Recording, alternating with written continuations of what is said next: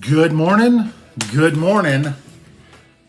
Good morning. Buenos dias, mi gente. Yo. Welcome to Daily Discipline number 909. Primarily in a row. My name's Rob. Happy that you're here. Honored and humbled that you keep coming back. Like for reals. Hey, sorry I didn't get to you yesterday. And you should make sure you spend a little more. Carve out another couple minutes. We got some things we got to cover today. So 909, number one.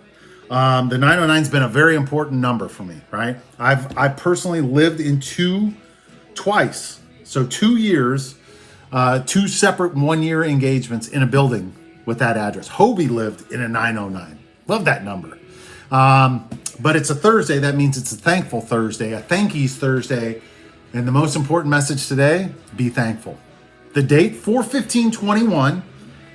It's a work day. Let's see if they're, oh yeah, it's Leo's birthday. Happy birthday, Leo. Hope you have an amazing day. I hope that all of the love and the patience and the grace that you've shown are all coming back to you this week. You deserve it, girl. Happy birthday. But even though it's Leo's birthday, we got work to do, so let's do it. First things first, still the realist. You know what else I am? Baby, I'm home. I'm so happy to be home.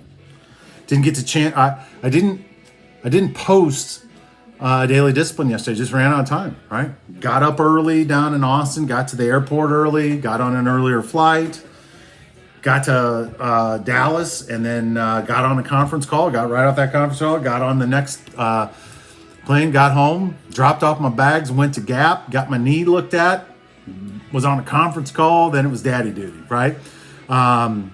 So sorry I didn't get my Daily Discipline posted yesterday, but I'm thankful that I'm home. On to our real talk. If you apologize and change, you'll most likely be forgiven. I'm going to say that one again. If you apologize and change, you'll most likely be forgiven. So let's unpack that, right? Number one, most of us don't apologize until we have to, right? Most of us don't recognize immediately like, yeah, that didn't.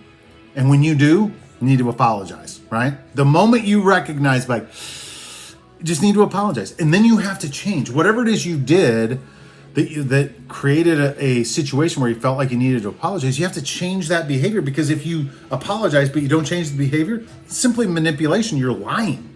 Oh yeah, that'll never happen again. Until the next time I'm in this situation, it's going to happen exactly that way. Well, that's not an apology. That's a lie. That's manipulation. So if you apologize and you change, you'll most likely be forgiven. The reason I say most likely is that there's no guarantee that everybody's going to forgive you, right?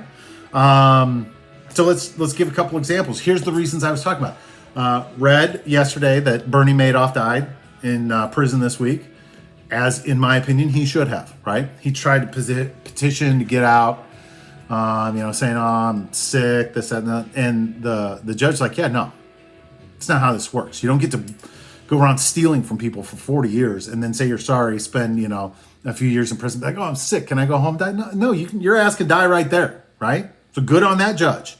And by the way, like I don't accept Bernie Madoff's apology. The only reason he apologized at his sentencing after 40 years of defrauding people.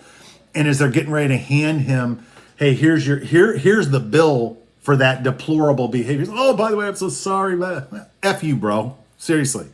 So yeah, if you apologize and change, he wasn't even given an opportunity to change his behavior, because the 45 years, like over half your life, like, yeah, we should assume this is who you are. Then this morning I read an article about Scott Drew, the head basketball coach down at Baylor University. Apparently he was driving around this really cool Jeep at the national championship celebration parade. And the local Jeep dealership's like, no, you keep that for a year. Pretty cool Jeep too. But then when they were interviewing the general manager, he said something. He's like, oh yeah, we're so happy with the partnership, blah, blah, blah. Maybe this will help him pull some kids out of the hood. And as soon as he said it, he realized he had stepped in some shit and immediately started backtracking and apologized. So good on him. That gentleman's name, Ted Teague.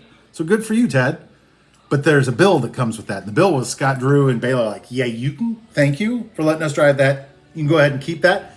And please don't say like, no, not around here. It's not how we're going to do it, right? They may forgive him. He did the right thing. But just because you're forgiven or somebody accepts your apology doesn't mean that everything's going to snap back to the way that it was. There's consequences to our behaviors.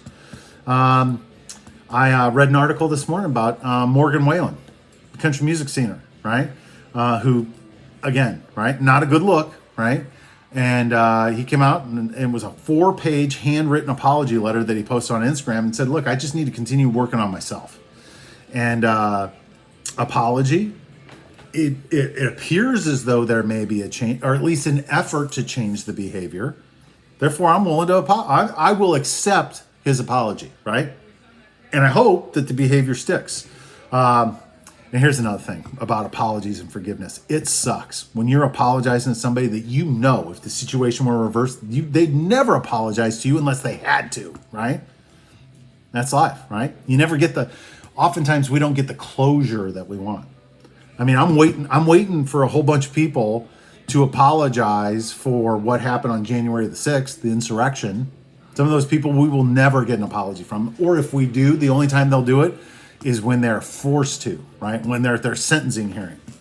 Nonetheless, if you apologize and change the behavior, you'll most likely be forgiven. Here are daily reminders. Be aware. Be aware that we all do things probably every day that upset other people. And if we do those unintentionally and in the right way, we should seek those people out and apologize and do our best to change that behavior and hope that they have the grace to forgive us. Be honest with yourself, right? When you know you've done something wrong, don't be too proud to go back and apologize. When you're in that situation, you're apologizing to somebody that, who cares? Who cares, right? Do the right thing. Be humble, right? If you're humble, then these other things are easier. It's easier for you to be aware. It's easier for you to be honest. So maybe we should put humble first, but sometimes you have to step in some shit and go through the humility process, the fall, before you get that, right? So let's do our thank yous. We're done for the day. Number one, God is good. God's been very good to me, my family. Just in a really good spot, right? Thankful for the fall and the humility. Thankful for apologies and forgiveness and all of those things. Thankful for all of these examples. Scott Drew, Ted Teague, Morgan Wallen, Bernie Madoff. There's a lot there. And we should all remember, right? It's our job if we created something that we didn't mean to, right? That we own, or after the fact we look back like I shouldn't have done that. Just apologize with humility and then change. It's not that hard, right? Thankful to be home, right? Thankful that I was able to see the doctor. My knee's feeling better already. Had a great night with the kids. Thankful that my dad's coming to town. Thankful that you guys are here watching this, even though I've missed a couple days in the last couple months. And with that, we are done. So hands up, peace out. We're better together. I appreciate you stopping by on a Thank Yous Thursday. Be thankful, be humble, be thappy, be all of those things, and be back tomorrow on an F It Friday. We'll see you then. Deuces, #Real Talk. Love you guys. Bye.